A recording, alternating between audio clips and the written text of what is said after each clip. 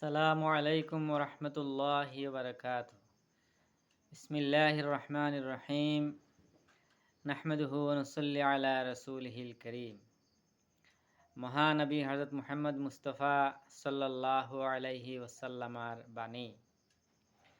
হযরত আব্দুল্লাহ ইবনে আমর রাদিয়াল্লাহু তাআলা আনহু বর্ণনা করেন, রাসূলুল্লাহ সাল্লাল্লাহু আলাইহি ওয়াসাল্লামা বলেছেন, যে ব্যক্তি নীরব রয়েছে সে মুক্তি লাভ করেছে।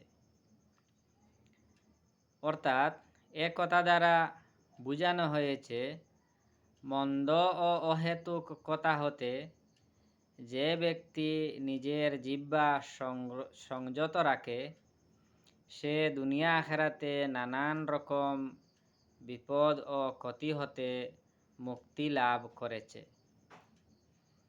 কথা বলার কারণেই মানুষ সাধারণত বিপদে পড়ে, জিহ্বার কারণে বহু অঘটন ঘটে। অন্য একটি বর্ণনায় আছে, হযরত আবুল হাকিমের মেয়ের দাসী বর্ণনা করেন, রাসূলুল্লাহ সাল্লাল্লাহু আলাইহি ওয়াসাল্লামকে আমি বলতে শুনেছি, একজন লোক জান্নাতের এত কাছে পৌঁছে যায় যে তার এবং জান্নাতের মধ্যে এক হাত দূরত্ব অবশিষ্ট থাকে। তারপর এমন কোনো কথা বলে ফেলে যার কারণে মদিনা হতে সানা শহরের দূরত্বের পরিমাণ জান্নাত হতে দূরে সরে যায়। নাউজুবিল্লাহ।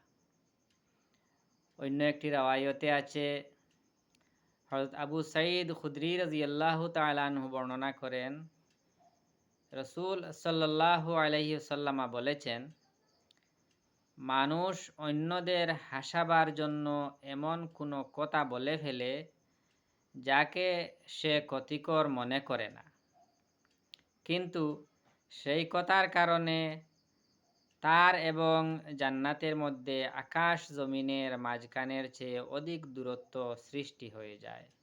নাউজুবিল্লাহ। অন্য একটি রাওয়ায়াত বর্ণিত আছে হযরত আবু হুরায়রা রাদিয়াল্লাহু তাআলা আনহু থেকে, রাসূলুল্লাহ সাল্লাল্লাহু আলাইহি সাল্লাম বলেছেন, মানুষ এমন কথা বলে যে কথা সে তেমন ক্ষতিকর মনে করে না, কিন্তু সেই কথার কারণে দুজখ হতে 70 বছরের দূরত্ব পরিমাণ নিচে নিক্ষিপ্ত হয়ে যায়। অন্য একটি বর্ণনায় আছে, হযরত আব্দুল্লাহ ইবনে উমর রাদিয়াল্লাহু তাআলা আনহু হতে বর্ণিত, তিনি বলেন, রাসূল করিম সাল্লাল্লাহু আলাইহি ওয়াসাল্লাম ইরশাদ করেছেন, আল্লাহ তাআলার জিকির ছাড়া অন্য কথা বলো না, কেননা আল্লাহ তাআলার জিকির ব্যতীত অন্য কথা বেশি বললে অন্তর কঠোর হয়ে যায়, আর কঠোর অন্তরের অধিকারী মানুষই আল্লাহ তাআলা হতে অধিক দূরে থাকে। নাউযুবিল্লাহ।